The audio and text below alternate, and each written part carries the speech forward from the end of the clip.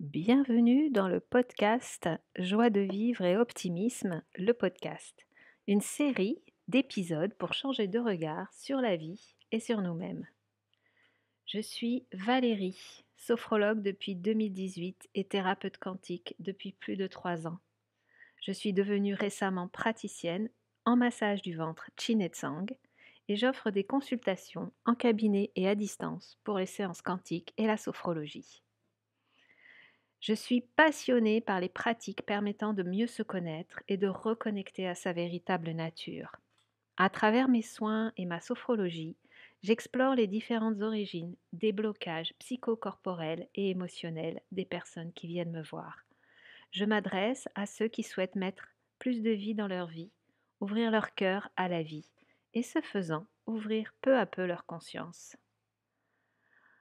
Dans ces épisodes de podcast, je partage mes compréhensions développées au fil de mes pratiques et de mes expériences personnelles.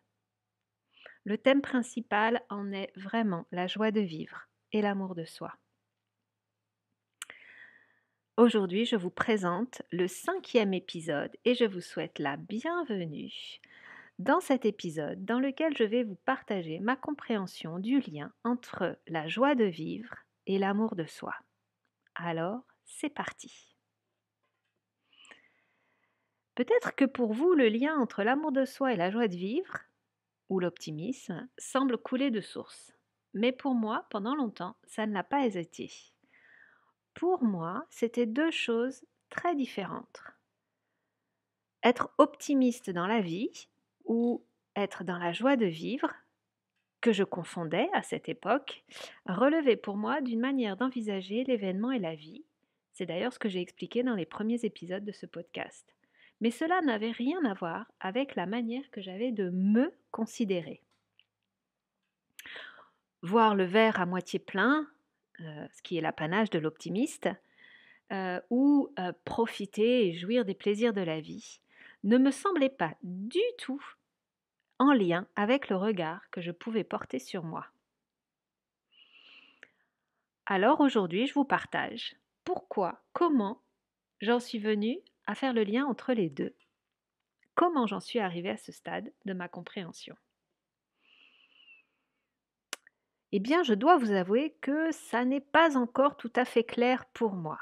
Mais force a été de constater que depuis que je suis dans un plus grand amour de moi-même, je suis plus dans ma joie de vivre. Et à mesure que je pose les mots pour cet épisode, je conscientise que finalement, je vais vraiment décorréler l'optimisme de la joie de vivre, dans le sens où on peut être optimiste et ne pas vivre la joie de vivre.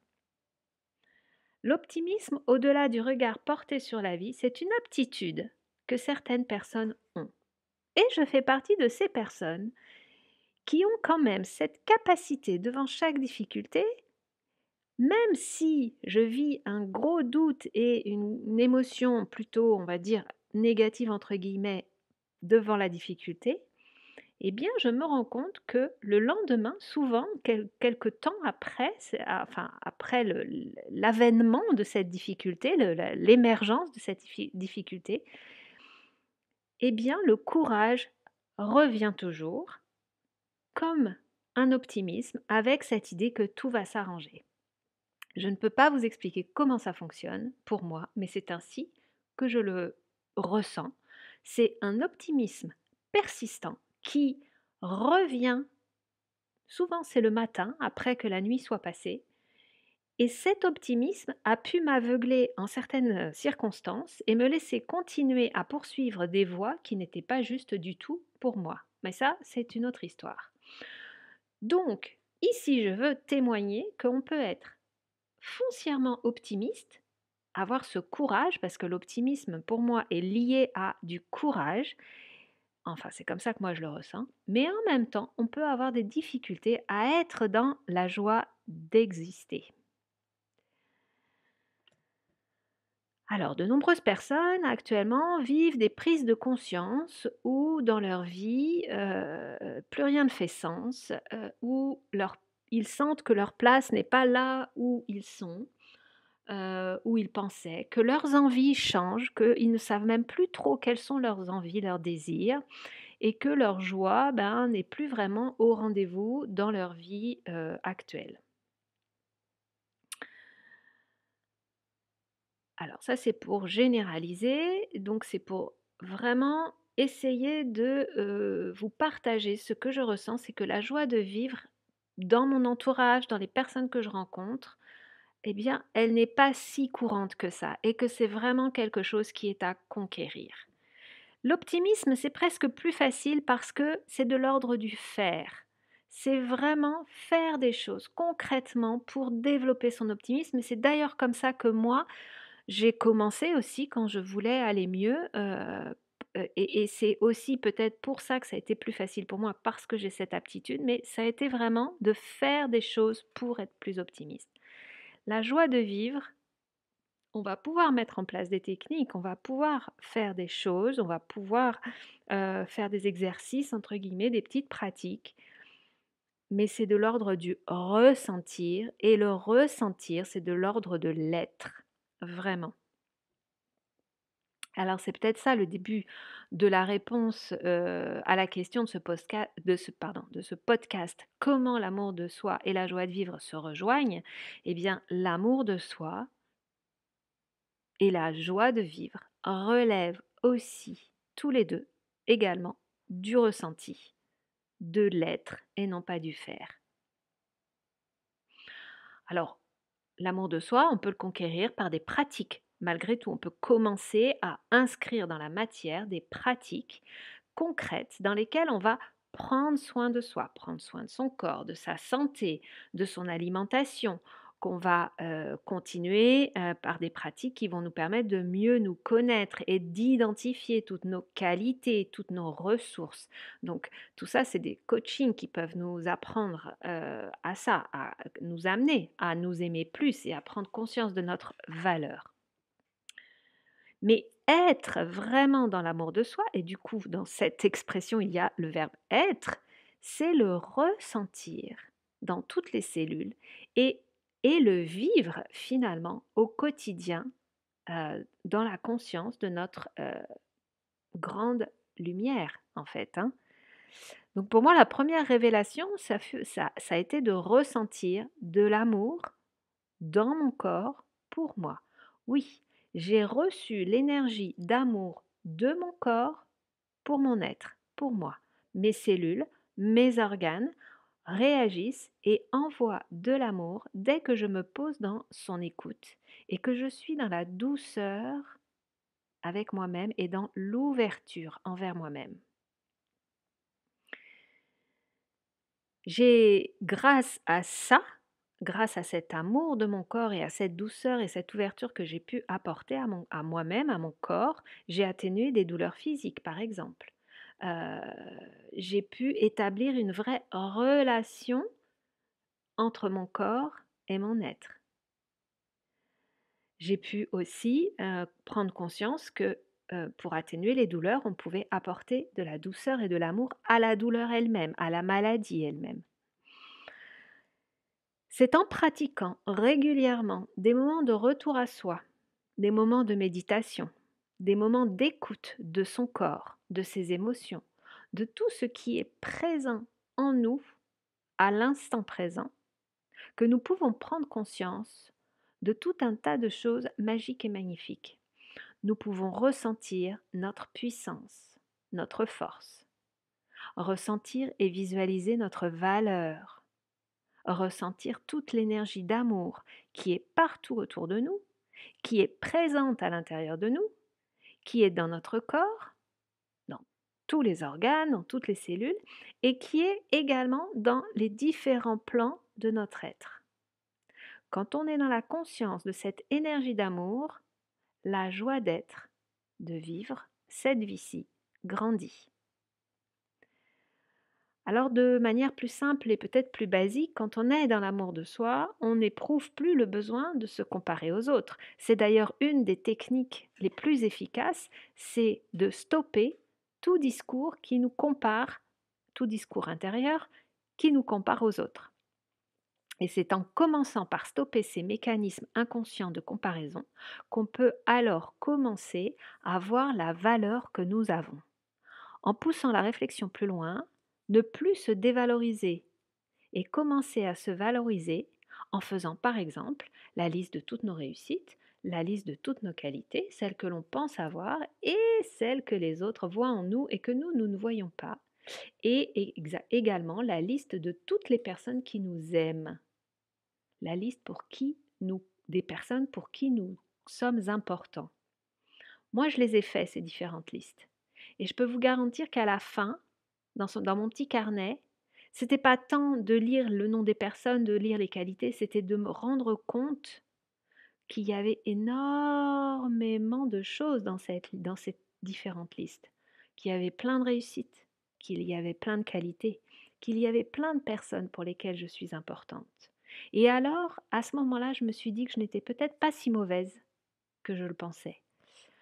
J'ai vraiment, pour tout vous confier, j'ai vraiment vécu de longues années, vraiment, pendant lesquelles je pensais que je n'avais aucun intérêt, que j'étais inintéressante, que j'étais même parfois une mauvaise personne, que je n'étais pas aimable entre guillemets, c'est-à-dire que personne ne pouvait m'aimer. J'ai passé des années où je me suis détestée et où je voulais être quelqu'un d'autre. Alors si ce que je vous partage résonne avec ce que vous ressentez, je ne peux que vous inviter à les écrire, ces listes positives. Alors je ne vous dis pas que ce sont simplement ces 3 listes qui m'ont permis de sortir de mon marasme intérieur et d'aller d'un coup vers la joie de vivre, pas du tout, mais ça m'a fait énormément de bien. Et c'est simplement quand même, ça m'a permis aussi de me dire: «OK, moi j'ai ces qualités-là, alors j'ai peut-être pas les qualités de la voisine, mais j'ai ces qualités-là». Et ça m'a permis d'arrêter souvent de me comparer. Je vous avoue quand même que, ça nous rattrape, hein. On a quand même ce petit réflexe interne de se comparer parce qu'on est éduqué, et là c'est l'ancienne professeure des écoles qui vous parle. On met les enfants au monde, dans un monde justement où nous comparons tout le temps les personnes les unes aux autres. Quand vous faites ces listes, et ça c'est que 3 exemples de listes, mais il y en a plein d'autres à faire, très certainement des listes positives, qui peuvent vous faire du bien, vous allez pouvoir voir révéler la meilleure version de vous. C'est-à-dire, alors moi j'aime pas trop cette idée devenir une meilleure version de soi-même, pas du tout, parce qu'on est exactement comme il faut à l'instant. Simplement, il y a quand même une face lumineuse et positive et une face plus sombre, pas négative, mais plus sombre et moins lumineuse. Une part avec celle de nos peurs, celle de nos blessures, celle de nos failles, celle de nos côtés vraiment pas beaux, enfin, parce que voilà, avec l'envie, la jalousie, la rancœur, la colère, toutes ces parts-là qu'on peut choisir d'apprendre à aimer si on veut être vraiment dans un amour inconditionnel pour soi-même. Mais là, les listes que je vous propose, ben, elles vont, parce que quand on n'est pas dans l'amour de soi, on voit plutôt que cette part sombre. Et donc l'idée, c'est vraiment d'aller voir la part lumineuse et de prendre conscience de toute notre valeur. Je vous garantis que moi, ça a embelli ma vie. Ça a vraiment permis que je grimpe, que je sorte de mon puits sans fond, un peu dépressif, là, où je me malmenais intérieurement tout le temps. Enfin, je vais vous donner peut-être un dernier conseil qui, je pense, est le plus important et qui vaut pour toutes les problématiques personnelles, intrapersonnelles, interpersonnelles. C'est de vivre dans l'instant présent. C'est le plus important et pour moi, c'est le plus difficile. C'est vraiment le plus compliqué. Mais c'est dans le moment présent, dans l'ouverture à ce qui est en soi, autour de soi, que l'on va pouvoir prendre la pleine mesure de la beauté de la vie, de la beauté de la nature, de la beauté de ce qui est en nous et dans la beauté de ce qui nous arrive. Quand on est dans cette vivance du moment présent, on peut alors prendre conscience que peut-être quelque chose de plus grand que nous orchestre un peu tout et que tout ce qui est juste, absolument juste.